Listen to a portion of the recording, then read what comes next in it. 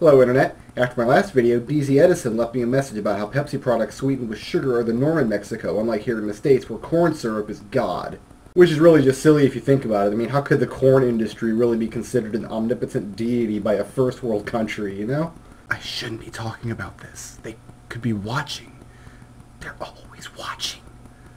So, on the subject of beverages that won't get me hunted down by our cruel corn industry overlords, let's talk scotch. Specifically, let's talk scotch that spent the last century buried underneath the ice off the coast of Antarctica.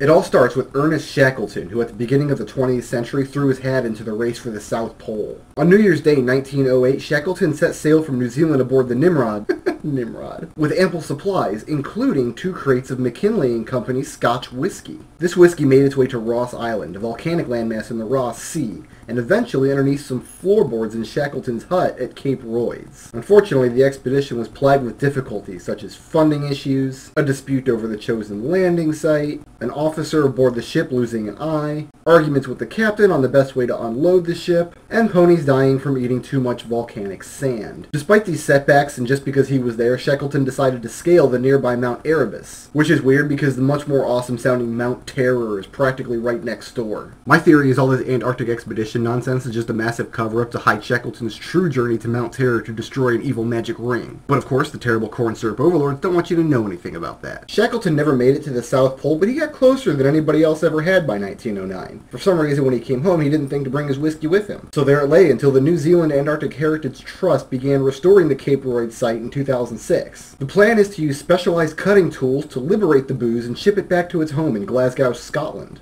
There it will be presumably consumed in excess by hooligans during a rousing and violent footy match. See you next week.